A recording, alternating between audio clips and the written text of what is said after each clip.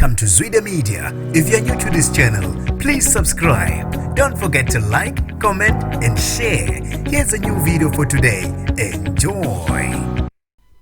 Kube injabulo yodwa kwayo ngeslomo somsakazo Ukhozi FM Ngizwe Mchunu sewaziwa njengopresident wamabhinqa ngesikhathi egcotshwa ngokusemthethweni Isilo misuzulu kazwelithini esikhundleni sokuba upresident wamabhinqa. Nginibingelele ngiphinde nginamukele kuphina kuphi lanivula khona le video. Mangoqala usijonele likhasi wamukelekile igama lami ngosibonga konke wakantwando mothanda ungangibiza intatheli ka YouTube. Ujabulise okwengane waswela amaphiko okundiza wayengumsakazo Ukhozi FM sewaziwa president wamabhinqa Ngizwe Mchunu ngesikhathi egcotshwa noma ibekwa ngokusemthethweni omkhosini wamagano obusengwavuma esigodlweni sasemachobeni osokweni la Isilo. Ngizwe Mchunu uswele amazwe okubonga ngesikhathi enikwa lelithuba lokuba abe ngupresident wamabhinqa noma kube uyena umuntu ozobhekelela amabhinqa. Abantu othi ngikhuluma kakhulu ake ngidedele ivideo uzibonele ungathi uzwe ngentatheli ka YouTube awubambela. Ngileke ibhubesi amazwi ibhubesi ayabongwa esethela phefumula phe kwethu kodwa ngaphambi ukuthi inkosi yasemadungeni ize phambi kwethu izobonga amagama ngonyama ngiyafisa nabesilo ngonyama ukuthi ngicizelele phakathi kwethu ngicela ubiza umacengwane eze ngaphambili Ngizwe Mchunu asondele lapha Celema ezoma nje lapha eduze kwami.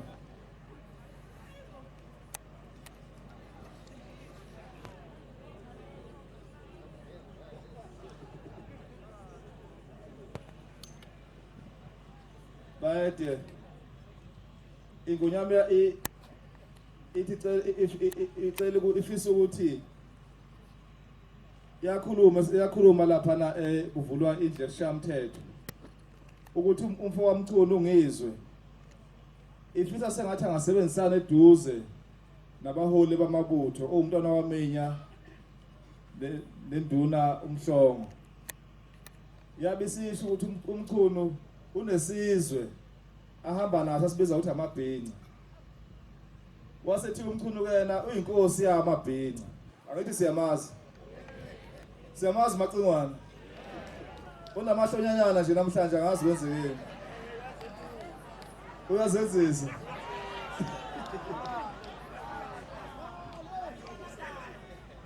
kodwa ingonyama yabisimbeka ukuthi lo mphakathi okuthiwa amabhinqa asiwazi ukuthi uphethwe ubani asiwazi futhi ukuthi ulawulwa ubani siyamuza umacingwana mayethi umongameli wawo kodwa kazabekwe uyinduna wayibeka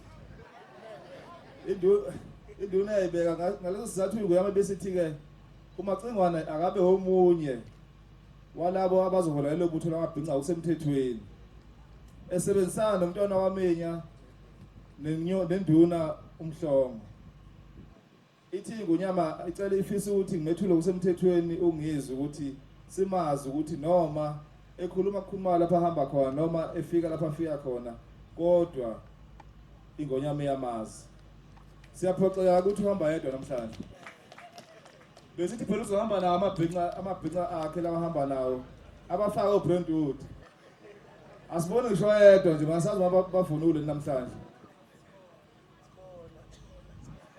oyikhona mehlo emphekile ithi ingenye yeduna zakho Ngizwe ncanana bayede angazi uma ngizosamnikeza ithuba kabingelele nabesilo awu sathokoza kakhulu wena wedlovu ayede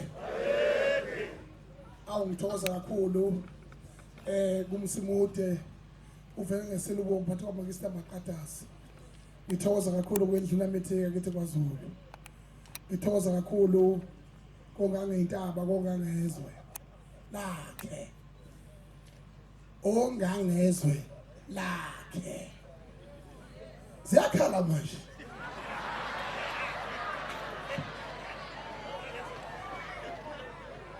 ngithobe kakhulu ukubona inkosi emeya engayibekayo nami ngibeke esigangeni nje Isilo sizohlawula bayede sabe sibekane egangeni nje ngokubuka ubusizwe ukuthi awu lesizwe yama kahle kuleli yasango yadlula umatshingelane bese sibekana nje ukuthobeka kakhulu ukuthi ikhona inkosi yemeya elapha ubaba uMathe futhi ukhonjwa kahle esikhondweni.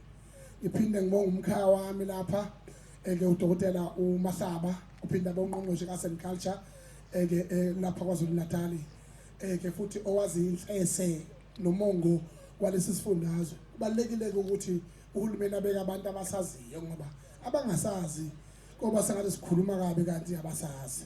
Ngiyathokoza kakhulu baba Mahlaba. Amakhosi asendlunkulu akhona phakathi kwethu zinduna namabutho onke ngiyathobeka kakhulu. Ubaba uMhlongo, ubaba umntwana wasendlunkulu ubaba uVanana, Isilo singidonsa ngendleba sikuthi cha naba obaba okumele ngincele kubo ngoba kubalekile ukuthi imbiliso ekhona njengamanje ivubela utshwala obuzayo. Ngithokoze kakhulu ukubona isivivane intombi kanye nabakangwane bekhona lapha bezolokotha nokubusisa into enkulu kangaka eyenziwe ngonyama esigodlweni sesemachubeni. Ngokuyazi kwethu ukuthi nasilo sizingane esikhula sikhasa siqala ukuyilokotha khona lapha kwala semkhanya kude ngaphansi kwenkosi uTembe. Ngiyabonga kakhulu ukuthi Isilo silokothile lokho amandla umuntu awadliwa kwaZulu. Ingonyama ukuba iphakamisa inkosi ngalolu hlobo kuyinto enkulu. Ngiyathobeka kakhulu, ngiyathokoza kakhulu ngokwenyama ngokwenzile. Iphinde ke nami ukubonga kwami unye kuphela nami ngifuze yena bayethe ngoba uyena oyingqole yethu siqhathayo. Umfuza kwami akudadazwa akunkantwa uhlalwe emaphuzweni. Ngakho ke kwami ukubonga ngithobeke ngithi onongange intaba ngizokwenza ungesuli ngokuthi ungikhombe phezulu kwemango lezintaba zikhona notshani obukhona kodwa ukhethe lo hlanya kunabo bonke uthi umfune eduze kwakho. Ngiyathobeka kakhulu bayede futhi ngiyaqinisekisa ukuthi amabhinqa sukume onke ngaphezulu kwayo yonke indlela nondunankulu wakwithi kwaZulu olokothwe Isilo samabandla wonke ushengo usowalisa. Ngicela simamukele ngelikhulu ihlombe kanye nesekala lakhe ngokungangabazi. Sifunde ukuthi la kulokothwe ongangentaba kuphinde kulokothe umuntu. Uma ongangentaba ekhombe kabe emvelweni imvelo iyawubona. Silindeni sibone. Ngiyathokoza kakhulu.